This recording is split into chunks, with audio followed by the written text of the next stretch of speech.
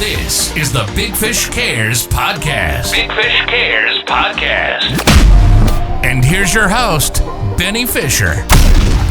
Well, this is going to be an awesome edition of the Big Fish Cares Podcast. I want to ask you guys a quick question. Do you guys know anyone that's worked with Elton John, Elon Musk? Do you know anybody that's ever sent people down to the wreck of the Titanic on the seabed or closed museums in Florence for a private dinner party and then had Andrea Bocelli serenade them while they eat pasta? Well, you do now. I got one of the most famous guests on that I've ever had in my entire short-lived podcast career. He's been quoted as the real-life Wizard of Oz by Forbes and Entrepreneur magazine. Steve Sims is a best-selling author with his book called Bluefishing. And we also have a new book coming out that we're going to talk a little bit about. But Bluefishing is about the art of making things happen. His new book, Steve, why don't you tell us a little bit about your new book right off the bat? We'll get right into it. It's Go for Stupid, the art of achieving ridiculous goals. It's an aggravating book that hopefully stems from what we should have been doing during COVID rather than what most of us were doing. What were you doing during COVID? Making shit lots of impact. It was a period where we had the choice. You think about it, COVID gave us hours. We didn't have to travel. We didn't have to drive anywhere. We couldn't drive anywhere. We were basically given 9-day weeks. And what did most of the morons on the planet do? They went on Facebook and went, hey, what shall I binge watch on Netflix? Here's a strange fact for you. And this was from I think it was BBC in the UK. They said that during the 2-year period of COVID, over 5 million new millionaires were first-time registered. That's 5 million people took the time to go, hang on a minute, this has been done for me, not to me. So it started off as an aggravation bit, and then I started pecking away at the planet and started noting how cancerous the community and the support of the planet was actually coming. And because of it, I ended up writing a book. Well, I'm assuming it's your second book, right? Because I know about Bluefishing, but this is the second, and it's kind of like a play off of that a little bit, The Art of Achieving Ridiculous Goals. The first book, The Art of Making Things Happen, I just think that's kind of where you become famous for curating these experiences with rich people, but not being a rich person yourself. I mean, from what I know about you, you were a bricklayer back in the early 80s of England, right? Or somewhere over there, right? It's funny. You mentioned famous a few times. So, and this will crack you up. I was reported as the most connected person in the planet that no one knew. I was actually quoted as that, and I believe that. Yeah, I used to do these events. I used to do these amazing things for people. Front row of fashion weeks. Drum lessons with Guns N' Roses, backstage with our favourite rock star, on stage. I actually had clients actually perform with our favourite rock groups, walk-on roles in blockbuster movies, as you say, being serenaded by Andrea Bocelli as we closed down an entire museum. I did these magical, whimsical, fantastical things that I didn't want to be part of. You see, I'm a big, ugly biker. I don't care about walking the red carpet at the Oscar weekend, okay? I care about having a conversation with someone that's rich enough that they could buy a country and understanding how they work. And so I started doing this in the 90s. As I left Brick Lane, I ended up being a doorman of a nightclub, started making friends with the richer people of the club, and it just escalated. And my goal was, and I've always said my company was a Trojan horse. I would do this for you. I would get you to meet Oprah Winfrey or the Queen or something like that. And then I'm going to interview you for an hour, just like you are with a podcast. I'm just going to chat to them. Hey, how was that? Oh, by the way, I wanted to ask you, how do you do property deals? Where do you invest? How do you look at relationships? So I was basically podcasting before podcasting existed. And then about 6 years ago, I was in a party and I told this girl a story that I got up to. And luckily I was with my wife. Because all of a sudden, oh no, you'll get this, or may not get it, but she suddenly slammed her drink on the bar and run away from me. And when I say run away from me, it was like she was on fire. And the guy next to her that had nothing to do with our conversation at the party kind of saw her go because she bumped him. He looked at me as though as much as to say, what the fuck did you do, mate? You know? And I was thankful that my wife was with me because I looked at her and I went, did I say something wrong or inappropriate? Which wouldn't be the first time, you know, but, you know, did I? She was like, no, I don't know. She came back with this older woman. It turned out that the woman was one of the seniors of Simon & Schuster. And within a week, they asked me to write a book. And so I got this book deal. And I thought to myself, I'll do it because I got paid really, really well. But no one's going to buy it. I thought to myself, you know, everyone does this stuff. You know, I'm gonna tell stories about, and you know the classic line, little hinges move big doors. Mm-hmm. You know, I thought everyone's going to look at it and go, oh, yeah, he does that. So do I. And maybe they just weren't dreaming big enough. But the book came out and stunned and annoyed me at the same time.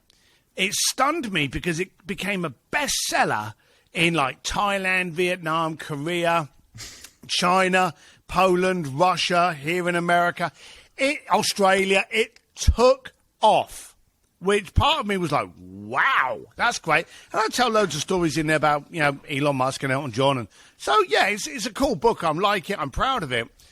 But this is what pissed me off. People weren't doing it. It was the basic, trivial, most simplest way of focusing on a relationship and a connection, and they were ignoring it. They would spend $10,000, $50,000, $100,000 on Facebook ads, but they've never picked up the phone to phone a client. They've never sent them a postcard. The basics. It's like you learn to walk, you know? And I just couldn't believe they were doing it. Now, I was using these basics to get billionaires as clients. You're upset because you're not getting affluent clients, yet you're not doing anything that would attract affluent clients. So the book I was very proud of. It did really, really well. But then COVID came across, and then COVID became the period of excuse. You know, we like to call it the cancel culture and the gotcha society, but I call it literally the excuse generation. It was that period where people were like, oh, my God, COVID, I can't go to the gym anymore. Well, your fat ass wasn't going to the gym before COVID. Now it's just a great excuse. And these people go, oh, I can't hang out with my mates. The last time you saw your mate was 8 months ago, you know? So it became all this bullshit that started annoying me. And as you probably realised by now, and you've said you follow me, I just started putting these little memes out on Instagram. And bearing in mind, before I even released the book, I had 16 followers on Instagram. I've got a couple more than that now. I think I've got 18. Up to like 65 or 90,000 last 60, yeah, there's 22 there. 22 people, and 19 of them are lost. But, you know, I started putting these little statements up there, and they were quite angry. And I would end up waking up the following day and looking at it and going, oh, shit, I better delete that. It's quite abusive. But I started attacking the gotcha society. We were attacking someone that dressed up as a Chinaman 30 years ago at a fancy dress party, and now we're cancelling their career because of it. Yet there was all these conversations that were going on during COVID, Me Too, Asian hate, Black Lives Matter, and people were not having a good... They were scared. You said, hey, what's your view on Asian hate? There's no view. It's wrong. But people would avoid the conversation. We were so scared of saying something inappropriate that we would rather say nothing. And in a world now where we need more communication, not less, and people are getting worse at it, I wanted to shake it up. So I started doing these memes. Someone said, hey, you're obviously pissed off about this. You should write a book. And then I started interviewing some of my friends and started looking around. And I realized this gotcha society where we would rather mock someone. You know, if you don't mind, and tell me to shut up whenever you like, let me ask you this. Do you have a truck? Actually, I do. So you like trucks? I'd say, yeah, I guess I like trucks, yep. All right. Did you see the Elon Musk unveiling of his Cybertruck? Yes. You did? Okay. I asked that question to every show that I've recently been on. there are many, many people that go, no, I don't have a truck. Do you like trucks? No, I don't like trucks. In fact, I did one 2 days ago in Korea, okay? They didn't even have a car, okay? And they'd never owned a car.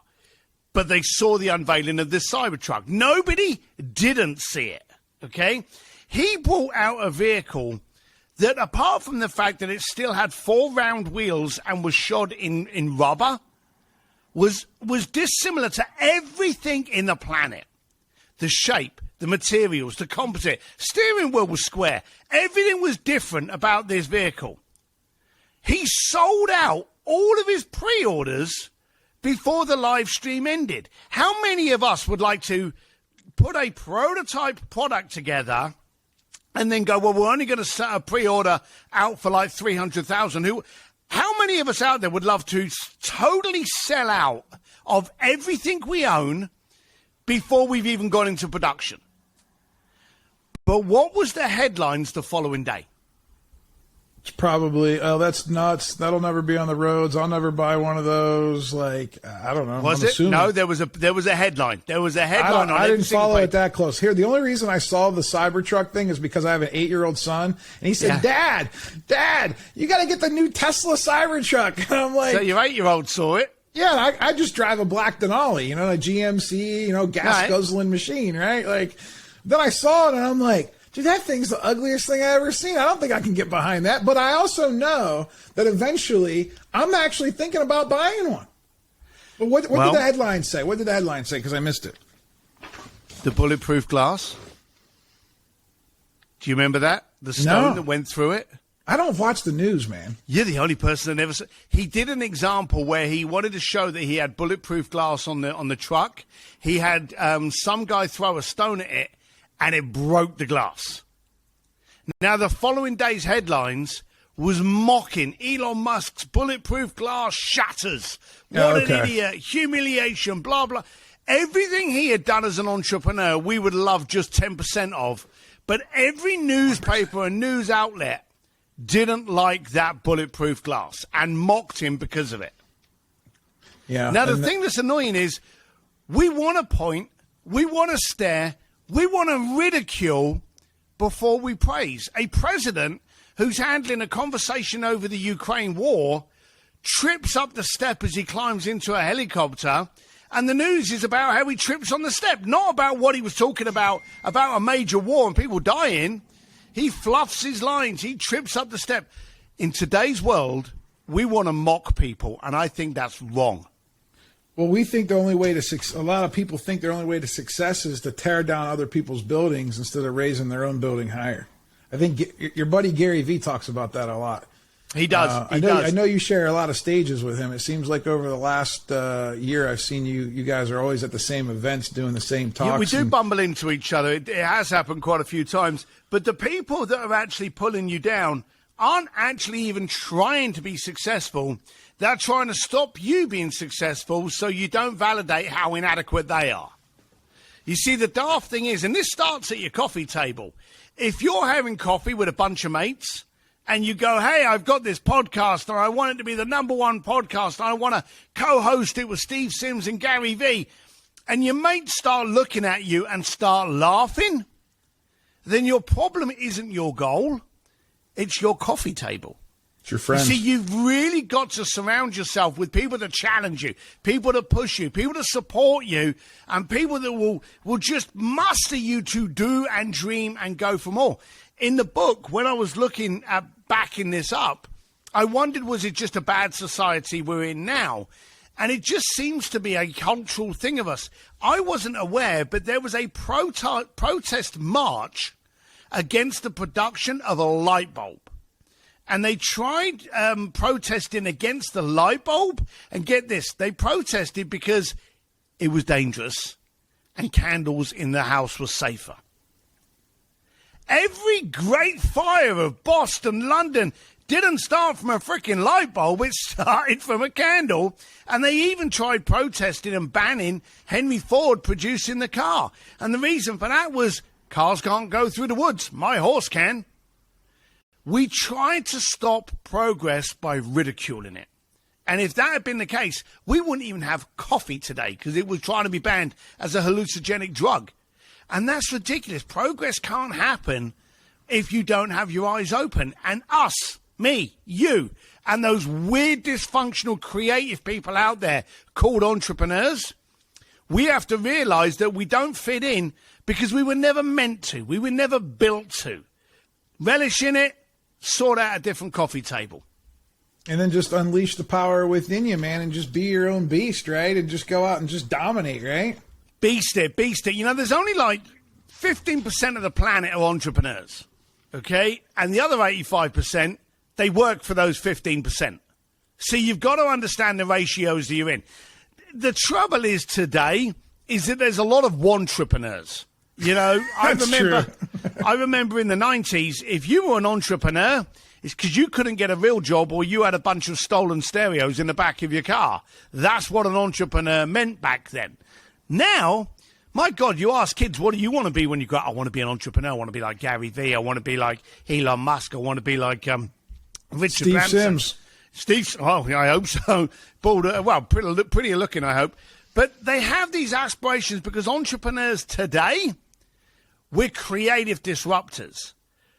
We're the new rock stars, and we need to own it. No, don't shy from it. You're going to get hate. A friend of mine once said, be so successful, you have haters.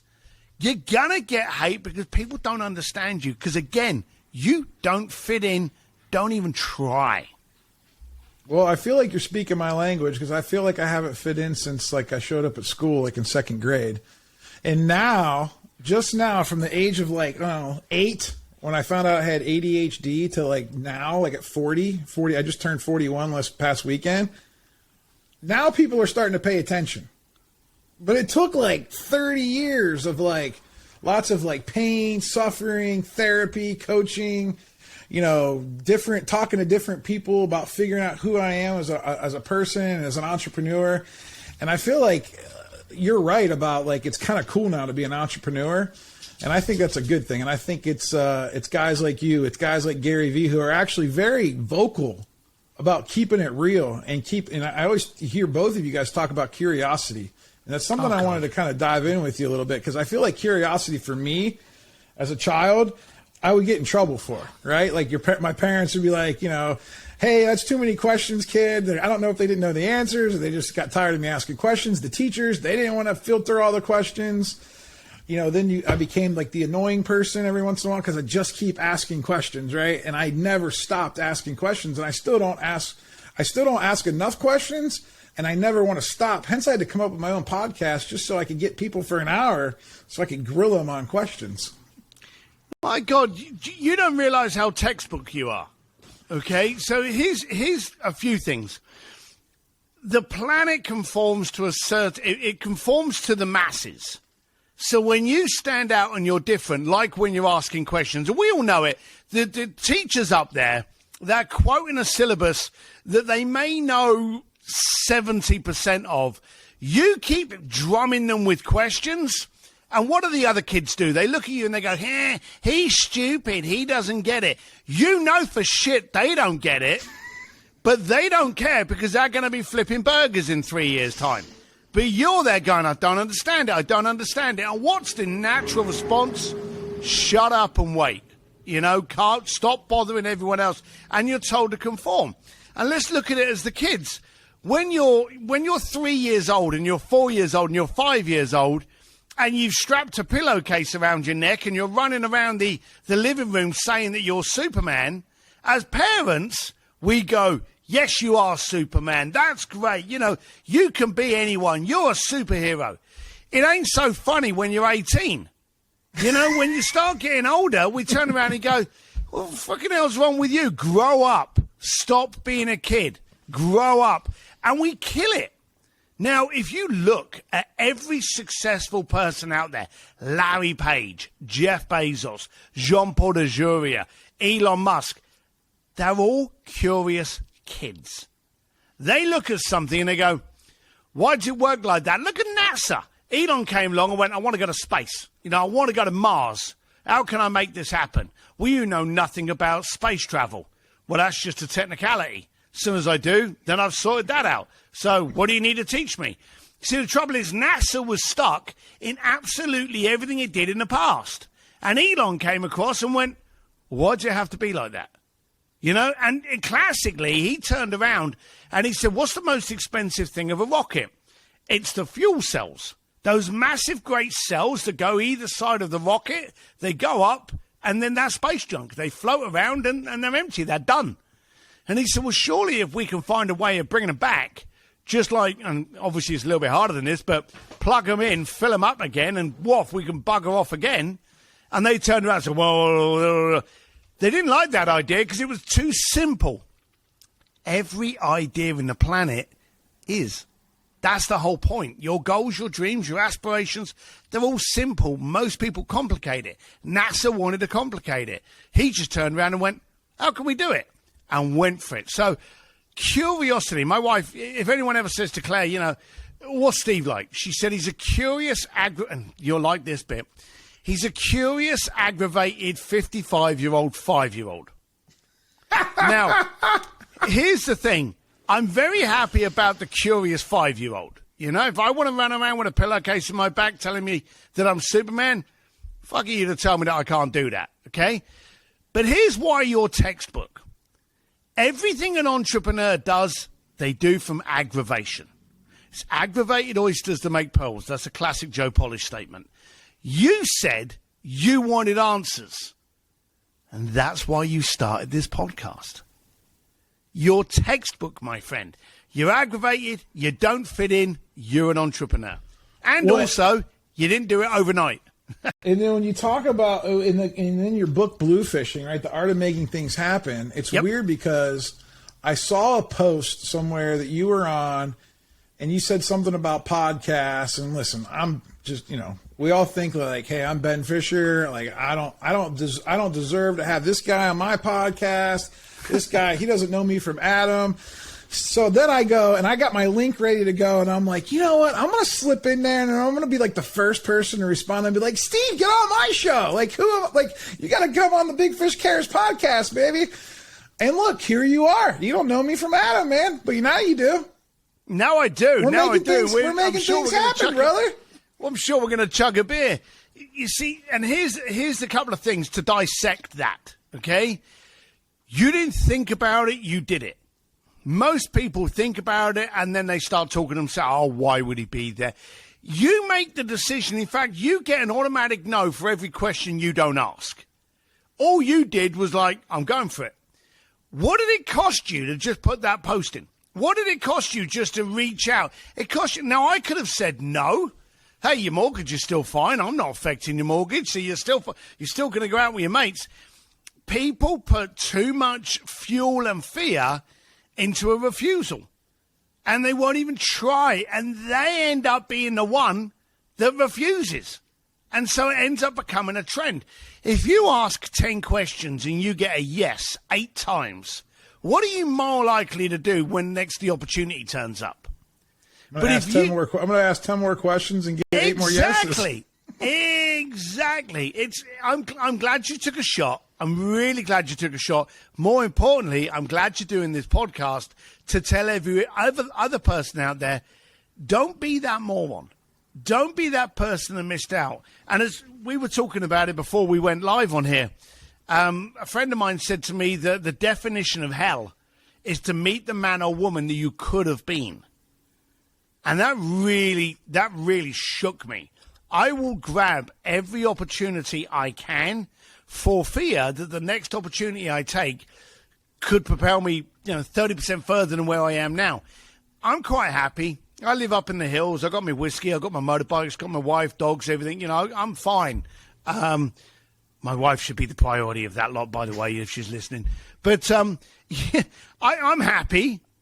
But I don't want to be in the exact same position today as I am in 6 months' time. I want to grow. I want to experience. I want to try things. That's what life is. It's for living. It's not for standing still. You stand still, you become stagnant, stink, and die. Simple as that.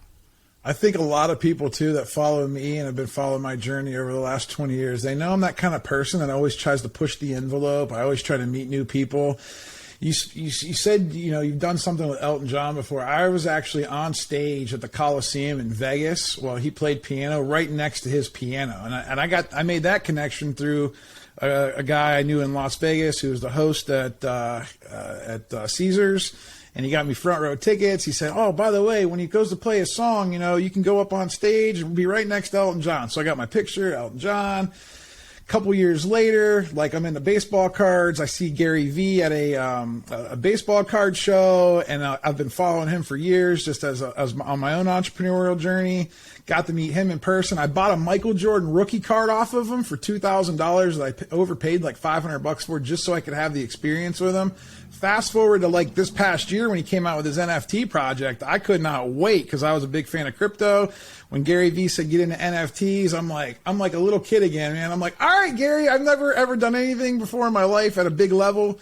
I invested people told me I was nuts. I invested like $75,000 into Gary Vee's NFT project. These little cartoons, right, on a back of a napkin. It looked like. My friends still think I'm nuts, and sometimes I tend to think I'm nuts too. But then I said, you know what? I think of what you just said earlier.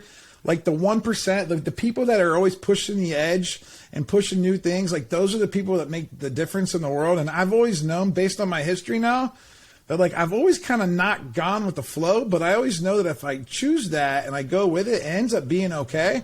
So now at 40, finally I have the confidence, right, to like make some of these calls, right? And I don't even care. I'm unapologetic about it. And I got into this NFT project, and I know you're in NFTs, and I want to talk about it a little bit, but I got into a Zoom room with Gary to where now we meet like on a regular basis, like, I don't know, 6-7 times a year. Plus I see him at his big conference, VCon. And I've had all these interactions now with him. And there was one interaction about a podcast, and this was before I started this is right as I was starting my podcast. Another guy gets on. Gary stops and says, "You know what, Ben, you have a voice for like radio. You should do a radio show." I said, "Gary, I just started a podcast. Is it the same thing?" And I said, what do I got to do to get Gary Vee on my podcast? And then first of all, he's like, millions of dollars, this and that. And I said, whoa. I said, you just wait. I said, I'm going to create enough impact and enough like firepower that you're going to have to be on my podcast, or you're going to look so silly for not being on it. So I'm on that journey, right? And I'm like taking these little steps because I have that clip saved, right? and he kind of kidded around at the end of that clip and said, "You know what? Well, I could be talked into me being a guest appearance." And I was like, "Yeah, I know you can. I should just settle down, sit back, let me do my action." So I went to VCon. I made a bunch of content. I got some people to follow me around with video cameras, and then it's just weird because then I started to like follow you within the past year and seeing all you're doing with speaking engagements. Tell some of the people at home, how does a bricklayer from England get some of these high-level speaking engagements on the stages with these, what you call famous people, where you're the most not famous person, right? How do you get on stage with all these people? What's the secret? No secret. Absolutely no secret. A lot of people are concerned when they go on stage as to what they look like, what they sound like. No one gives a shit.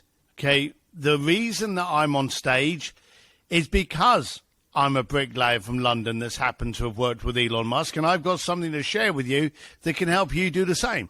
If I said to you, "Hey, come over to my house tomorrow night at 4 o'clock and I'm going to guarantee you that I can show you how to do X, Y, Z," you're going to be there.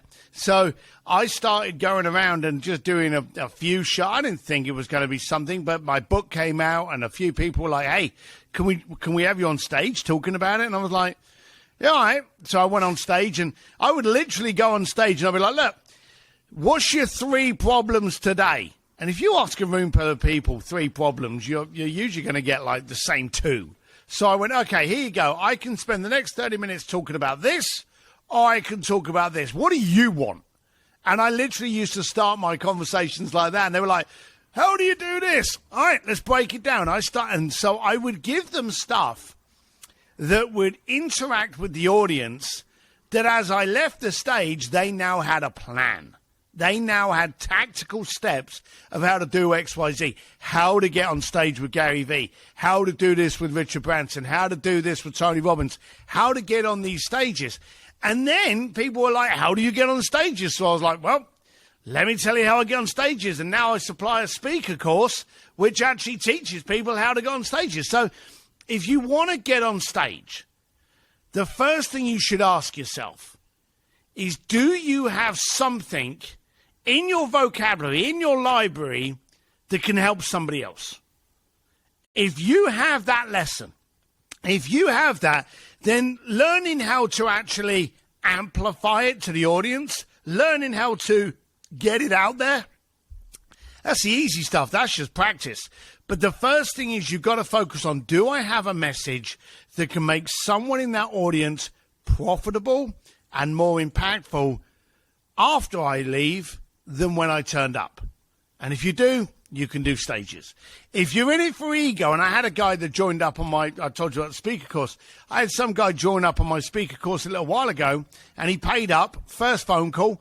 I said, hey, so what's the whole point of this? You know, why are you trying to get on stage? Oh, I love people clapping.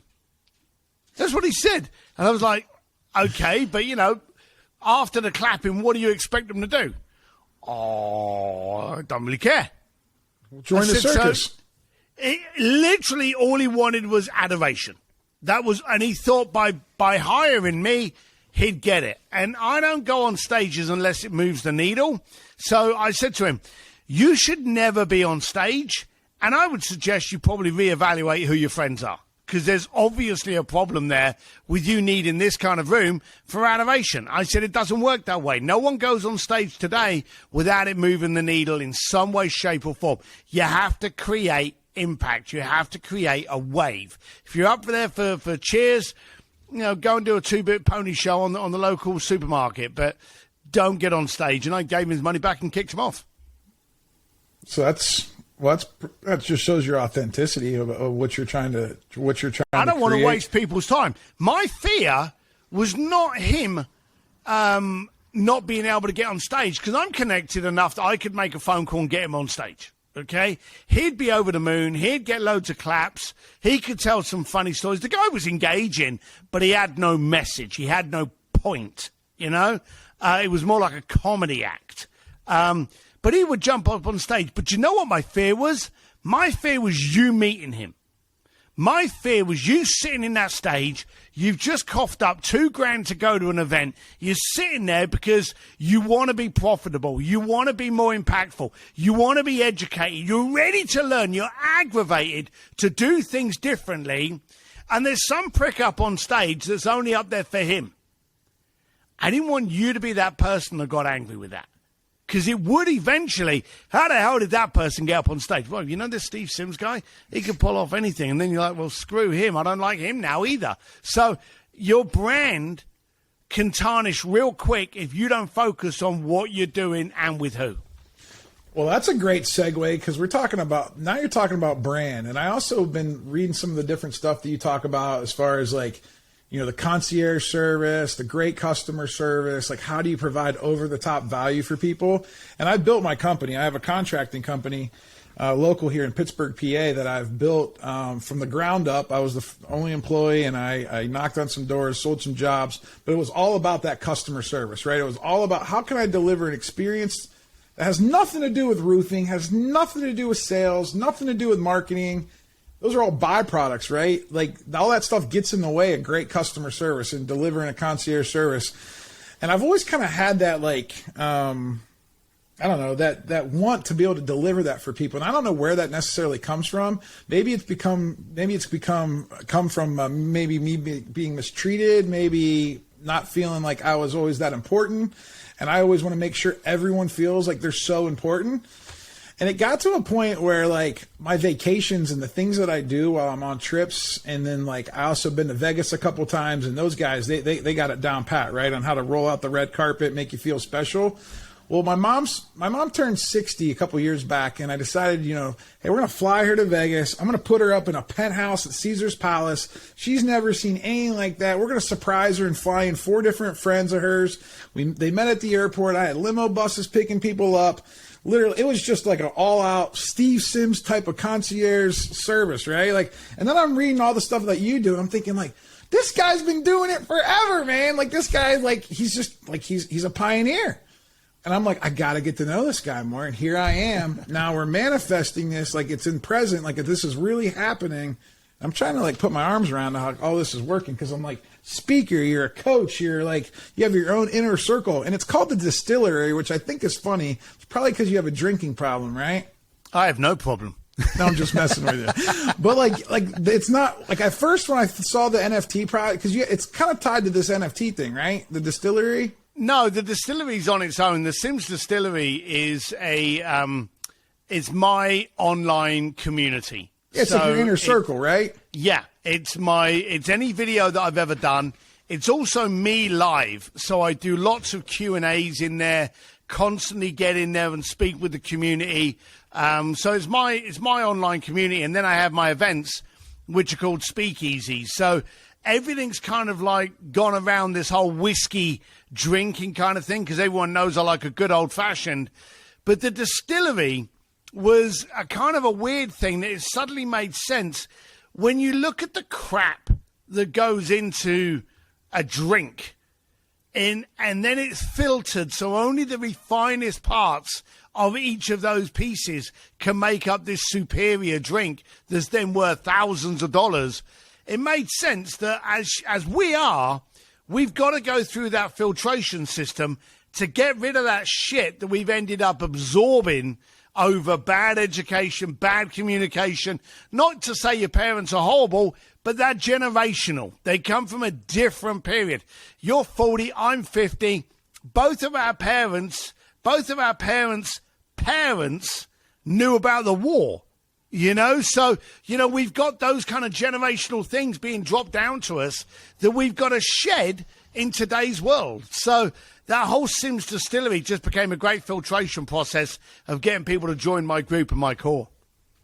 Well, I think it's brilliant because it ties in your personality with kind of like what all these other guys are doing about circles. And it's just different, right? It's not called the inner circle, but it's called the distillery, which I find is really cool. I also like the fact that you do these speakeasies, and that was the next thing I was going to talk to you about, because I saw you're doing one in October in L.A. Yep. L.A. is where you live at now, right? You don't live in England anymore, right? No, but the speakeasies, they go around America. The one before that was Nashville. I think it was Nashville. God, I forget now. I did it in Austin, Texas. I did it in San Diego. Did it in New York. Oh, no, the one before now was in New York. So I move them all around. But the reason the LA one on the 17th and 18th of October is a bit more special is because on the 18th, we have the launch party for this little fella. There it is. And so we're actually going to have a rather kick-ass party with a bunch of my cool friends and everyone that attends the speakeasy. And we're going to celebrate the launch of the second book. That sounds really cool. I'm actually I have a baby that's going to be due here any day. September 15th, the due date. We're recording this today on September 6th. Probably won't be out until after the baby comes, this podcast. But if I can get away, I'm actually already earmarking that on my calendar because I want to get there. I want to get, you have no idea. I am hyper-focused now and trying to figure out how I can enter. I already know how I can enter. I can get into the distillery. I can get the speaker course, right? I saw on your website, this is my favorite part about you. Hey, book a call for 30 minutes for $750. Yep. And I was like, you know what? I like this guy. This guy is right up my line. I mean, he just wants to get right to it. Just listen, just quick, man. Book a call. Credit card, probably sets you up to a calendar link, puts you right on. Yep. It's all automated. It's and then you probably take that and you help build your company. You also got a media company, which I don't know if a lot of people know about. No, well, you help kind of people with their own personal branding, right? And their own kind of marketing, their self-marketing, right? We do. We focus on branding, which is the first element of marketing. A lot of people out there, they will market their company. They'll do Facebook, Google, banners, links, click funnels. They'll do all of these things to amplify their message. But if you don't have a good brand to start with, you end up marketing a confused message. So what we do is we come into companies and we look for what we call emotive trigger brands. Now, an emotional trigger brand will be Levi jeans. You suddenly think of the adverts, Americana. That's an emotive trigger. But if I say to you, I don't know, oral toothbrushes, there's no trigger there. So we wouldn't do branding and marketing for oral. Hey, I love you, oral, but it's not our kind of brand. And we do a lot of marketing and branding for personal brands. A lot of influencers, a lot of coaches, a lot of authors, where we help actually fine-tune what that solution is, and then we amplify it to who's got that problem. That's awesome, man. That's got to be fulfilling for you to kind of give back in a certain way. I kind of almost see like everything that you're doing. Yeah, of course you're making money, and yeah, you're creating companies and creating impact. But more importantly, I feel like this is just you kind of giving away all your nuggets that you've been learning kind of along the way. Let me be crystal clear. I'm selfish, okay? And I'm going to be absolutely loud and proud about that. I've got 3 kids. You know, Henry's actually the partner in Sims.media. So, you know, he's been working with me to set this company up for like about 3 or 4 years now. And he's doing very well, and I'm very happy to have him as a partner in the company. But I'm actually doing all of this branding, all of this speaking, all of this coaching to try and make better human beings. I want people to interact with each other more. I want people to be selfish. I want you to look at your coffee table or your dinner table or the people you're in the bar or pub with and go, are these the best people for my growth? And am I the best for theirs? And I want you to ask yourself that. And if the answer's no, then get a different group. Move into a different room. You know, get different people. I'm actually doing this for very selfish reasons. You're right, I get paid, but I want a better world. I want a world where the headlines aren't what a doofus you are and how you fell over, but about how you dared to be different, how you challenged the norm, how you created something, how you disrupted something for the benefit of millions of people. That I want to see the headlines. Well, at the end of the day, correct me if I'm wrong, but I don't know how many clients you have in your in your system, but at least those are all the same people that you want to hang out with anyway, because they're trying to achieve the same things that you're trying to achieve. Yeah. It's kind of like you created your own circle. That's I've actually, and I say that to my wife, I've created the world I want to live in. So whenever I go to an event, whenever I go to a speakeasy, or I'm speaking at an event. I'm in Canada in like 3 days, and then I'm in San Diego, and then I'm in Hollywood. I've got loads of speaking gigs all over the planet, actually all over US for the rest of this year, and then I go overseas again next year. I'm in rooms with people I want to be with because they're all aggravated, otherwise they wouldn't be there. They've all paid, so they're paying attention because they need their money's worth. Those are the people I want to communicate with. So let's just take a guy like me. What do you say for like a guy like me of why getting to the next level, why learning from a coach, why learning from someone that's already kind of doing it? Why is that so important to invest in? I don't know any better ROI. You know, you see, here's the bottom line, and people... And it's very sad because it's also become an, add water instant product kind of thing. There's a lot of, furus out there, fake gurus. And there's a lot of fake... Wait a second. Is that a real word, furu? Fake Yeah, guru? Fake guru. I like it. So there's a lot of people out there that have seen other people doing it. They've read a couple of books, and all of a sudden they're leaning up against a car they don't own and charging you $2,000. They are not coaches. They're scams.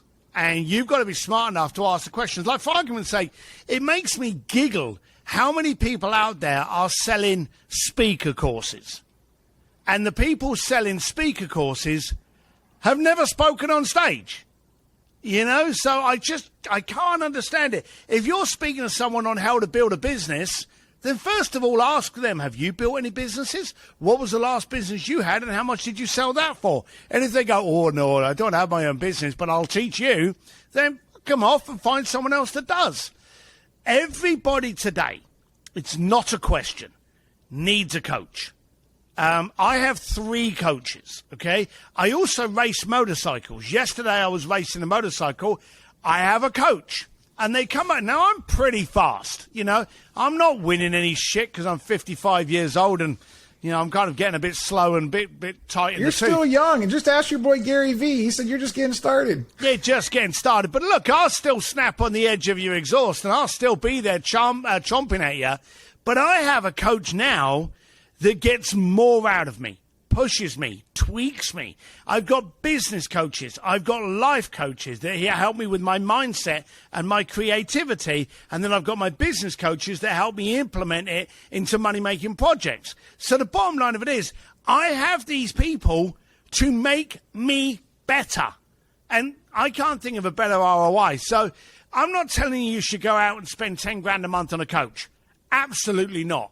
I'm telling you now, if you're out there and you're thinking, my God, I want to be better. All right, here's the first few things. One, keep listening to podcasts, especially my boy here at Big Fish. Listen to good podcasts, hear other people's opinions and views, and then start to react on them, okay? Secondly, monitor the coffee table that you've got.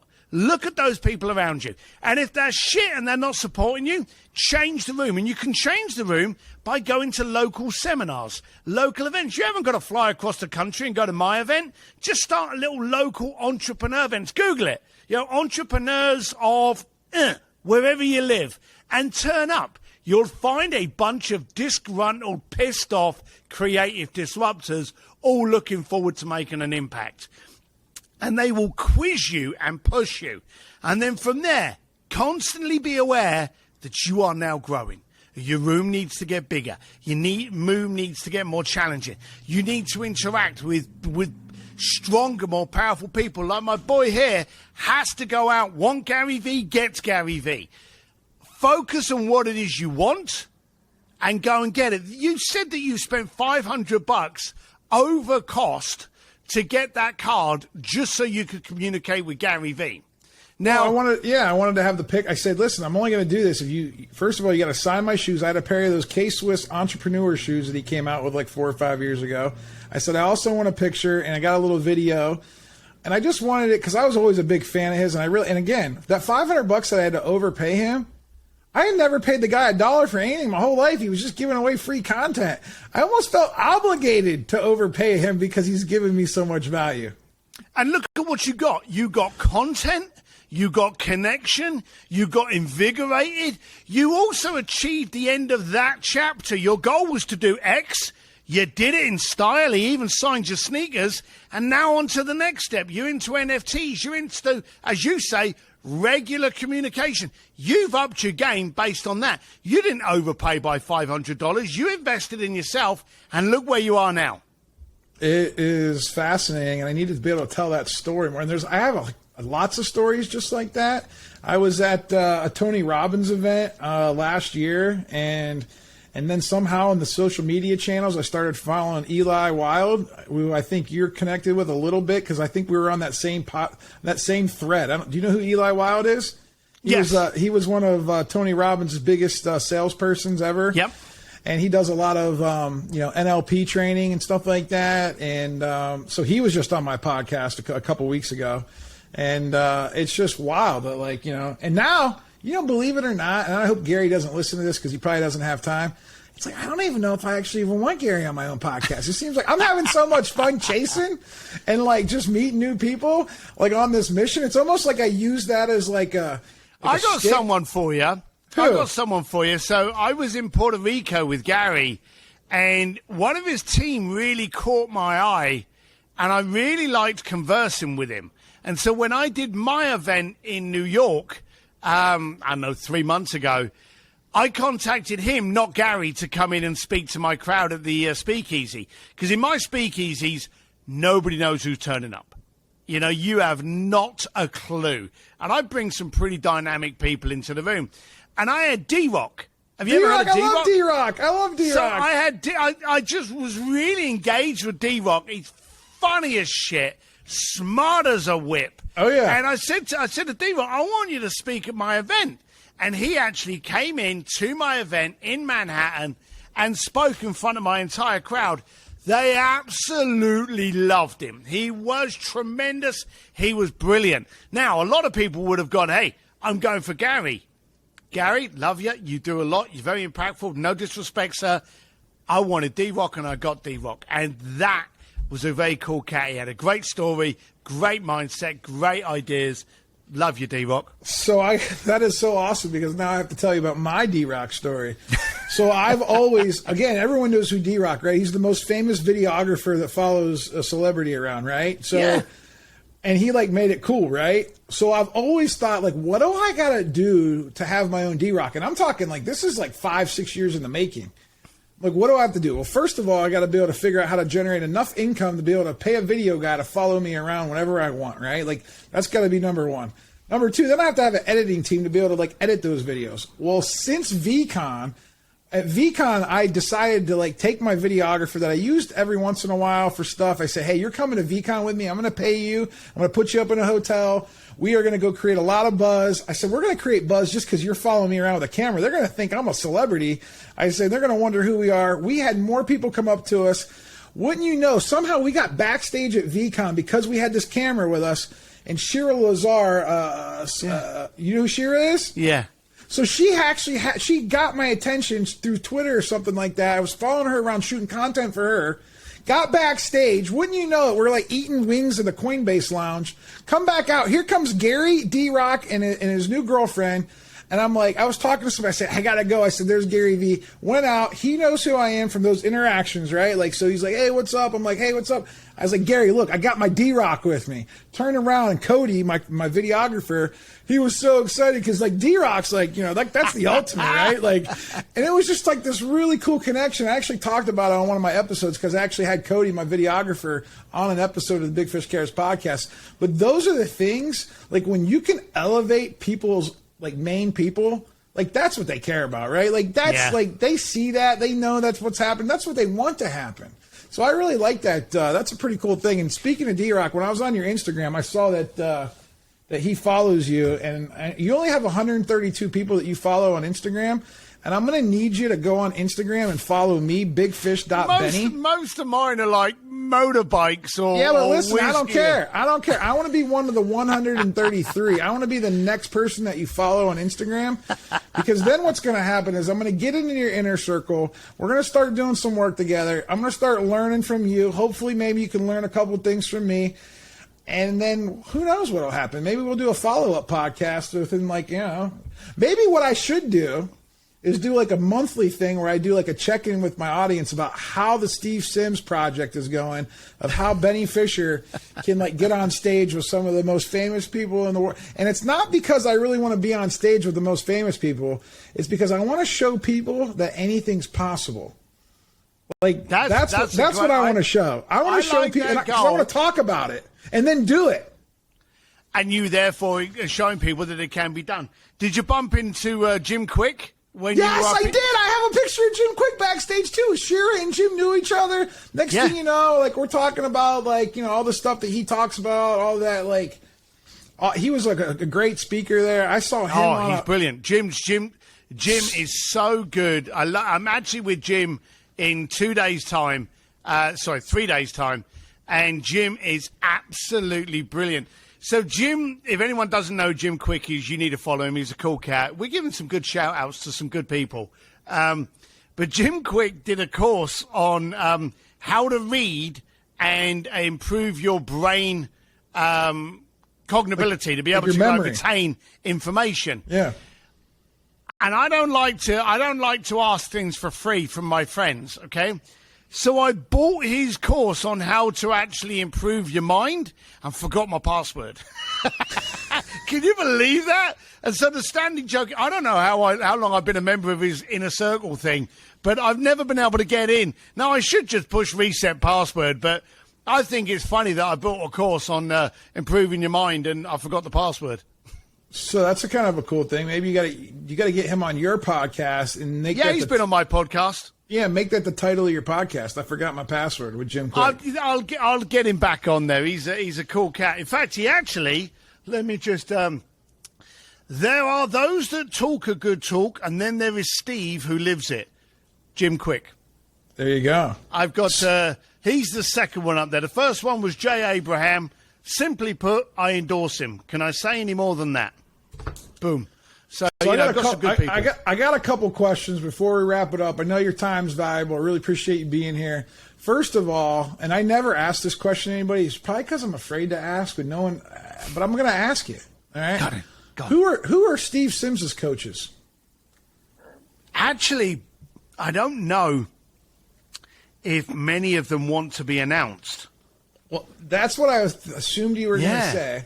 Because I always want to know, like, who's Tony Robbins' coach? Who's Gary Vee's coach? Who's Steve Sims' coach? Why does nobody ever want to? They all have coaches. Everyone does. Everybody has coaches.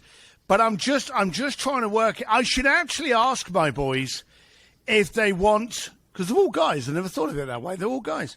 But I should actually ask them, if ever approached with this question, would you want me to give that answer away? Well, it's a referral business, isn't it? I have a little bit of a problem with referral business. All right. Sorry, let me rephrase this. I have a problem with referral when it's commission-based. Okay? Gotcha. I would love, and I've got no problem with telling you the name of my coaches if my coaches are okay with it. Okay? We'll have to have you back on for a follow-up.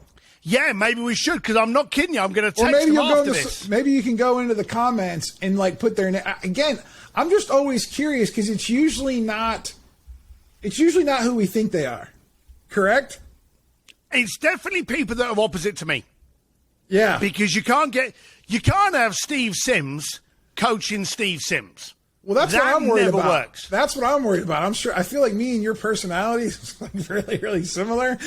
And I'm thinking, like, all right, well, what happens, like, you know, if we just get in the idea thing and then we, like, get in the execution? Like, I need that guy that's going to, like, push me and hold me accountable. Are you that guy?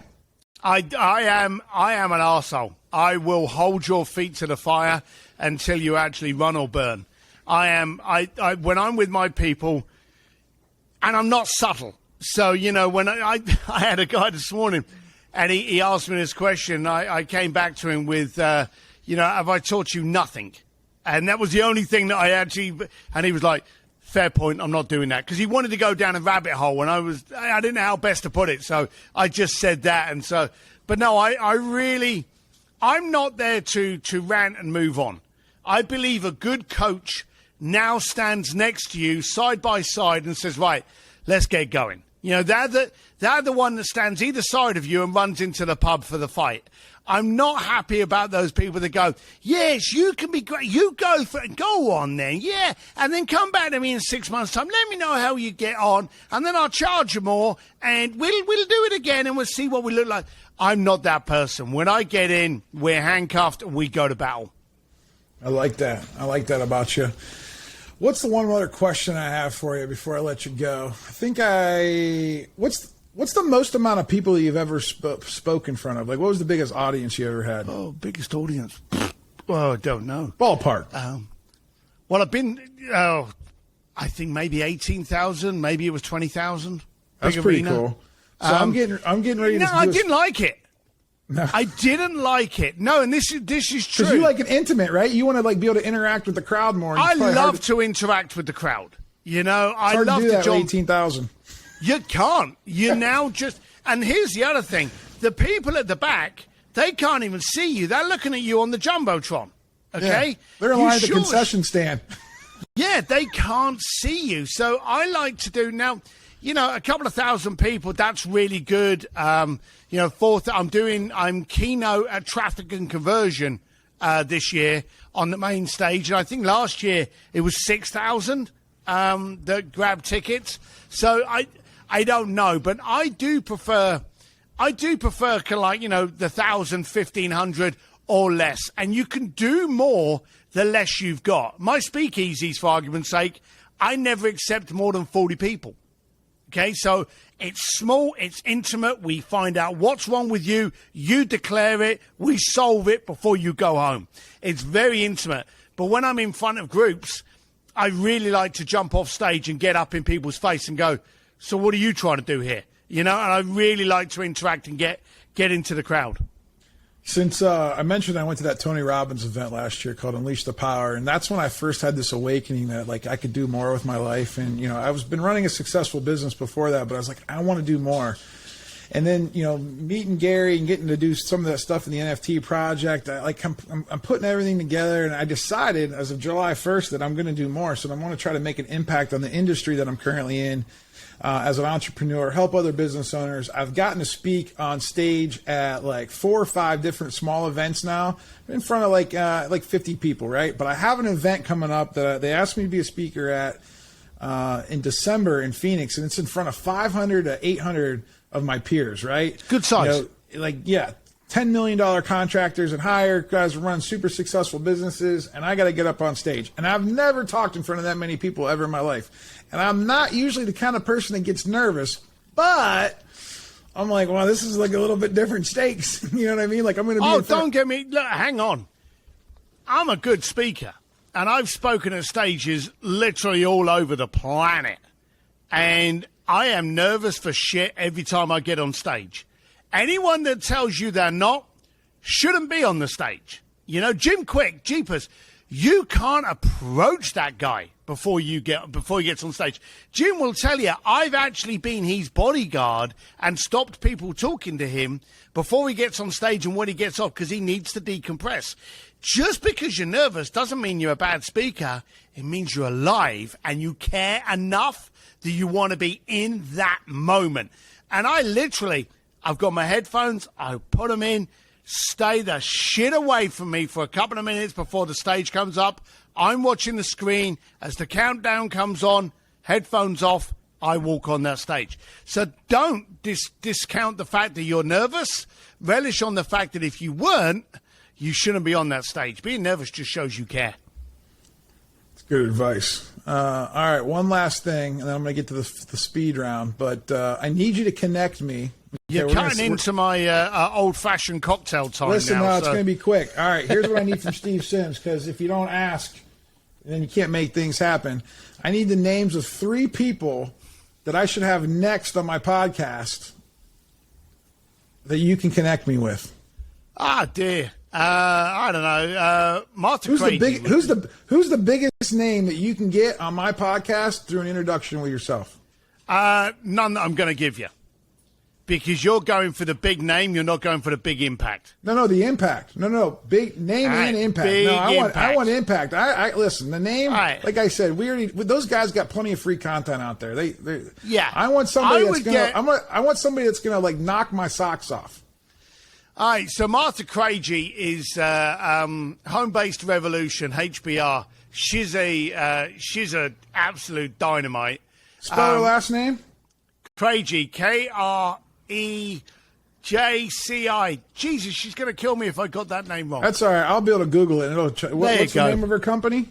Home-Based. I'll send you an email because I'm bored. All right. Who else? Brian Golke. I'll send you his. He's with Subtle Skills. He's really cool. Clay Mosley's really cool. He's a bit of a secret weapon. He's got some good stuff. Great content. All right. This is how we're going to do it. I'm going to start. You know how they always ask in business to ask for a referral after you get done with the sale? Yeah. And you just keep asking, and and eventually, next thing you know, you're serving everybody in the entire world. Right? Makes so sense I'm just going to start asking now. I'm just going to I'm going to start taking the advice of Steve Sims and Bluefishing, and I'm just going to make it happen. Yeah, you got to be doing it. And you've obviously got to buy the next book. You know that. I'm going to buy 100 of them. That should make sense. Who doesn't want to go for stupid? Is the pre-sale out? We're not doing a pre-sale, and I'm not sure. I bought 300 books of Gary V's books, so I might as well buy at least. But I actually spoke to I actually have an author coach at the moment. Okay, Jeez, how many coaches do you have? I know. Yeah, but I took on someone that was very special at this. And they went through the best ways to be doing it. And a lot of people do pre-sales. I'm not doing pre-sales. So on the 18th of October, visit Amazon and just search Go for Stupid, Steve D. Sims, and it'll be there. You can actually, here's a little hint for you.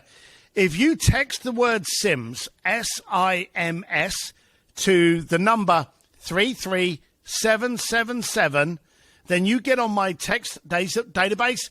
You'll be the exact first person to know when the book's released on Amazon. Dude, that'll be awesome. Yeah, so that's pretty cool. Gary Vee talked me into buying 300 of his books. So that's a genius marketing play that he did when he released that NFT project. What are you doing with NFTs? So again, I don't know what I don't know, and I don't care. So when NFTs came out, I didn't understand them. So the only way to understand them is to do them. So I got hold of a very good friend of mine, Mr. Wolfdown himself, Nick Peterson, who did some education on crypto and on NFTs. We knocked up a few NFTs and put them out there with utilities. That you bought this one, you got a book. You bought this one, you got to meet me. You bought this one, you got a VIP experience. We put different ones down, and people bought the NFTs. So I have a list of people now that I'm looking after. But I only did it for a short while. It's still up there on OpenSea, but you can't buy it. And I'm wondering if I'll ever relight it up. Maybe I will, but it's just there. And I did rather well with the NFTs, but more importantly, the people that supported the project, we've been having some fun with some stuff. Oh, that's good. Well, listen, I asked 5 questions of every guest. Imagine you're on an island completely by yourself. What book are you taking with you? Trust Me, I'm Lying by Ryan Holiday. I just really like that. It annoys me, but I love it. I just like the way he writes. What restaurant are you going to put on your island?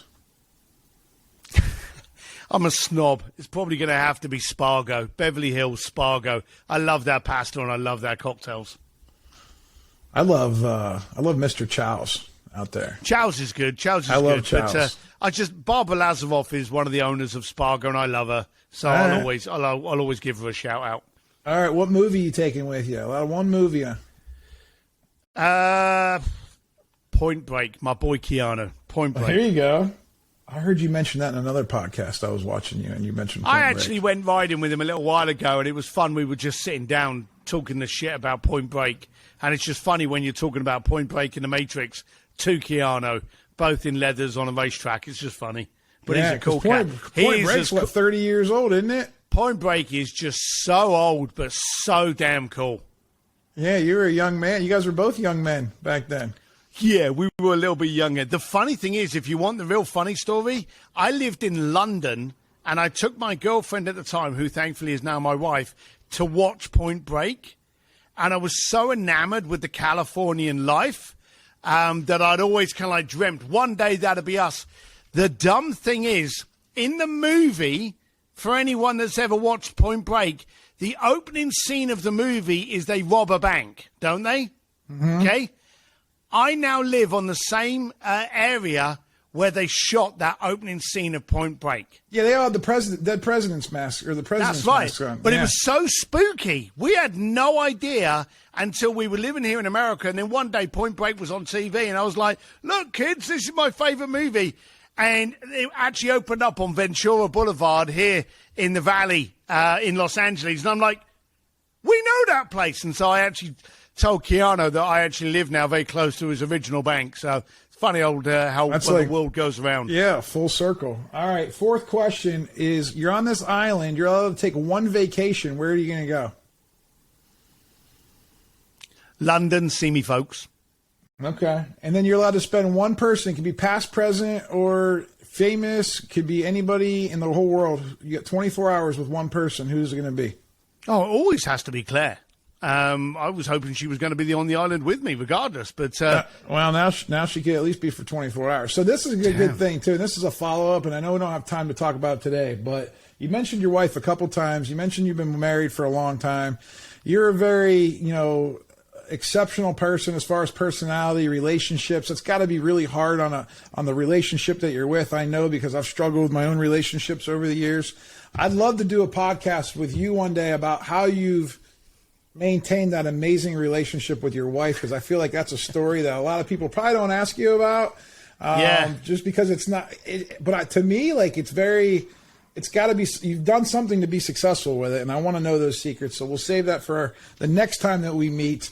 Right. And hopefully I can make it to that. I'm gonna try my hardest, man. This baby's gonna come.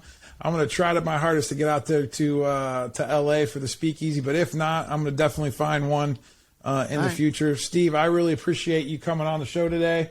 It's been a And pleasure. don't It's been forget, fun. you better follow me on Instagram. I'll be watching. You got to follow me I've before got a Gary... funny idea you will. I'll probably follow you for 24 hours and then just leave. Just so you don't I'll be catch me tracking out. you down because then I'll put that on social media and then I'll embarrass you. You don't want me to do that. Come on, man. No, I'm You just didn't see kidding. me dance. I don't care about being embarrassed. I know you don't. That's what I'm saying. It doesn't matter. But I know that if I don't ask you, you won't do it. So now That's you're going to true. do it. That's true. Bigfish.Benny. What's the best way for people to follow you? Is it Instagram? Oh, I'm very easy. Steve D. Sims, anywhere that you consume your media. If you want my website, stevedsims.com.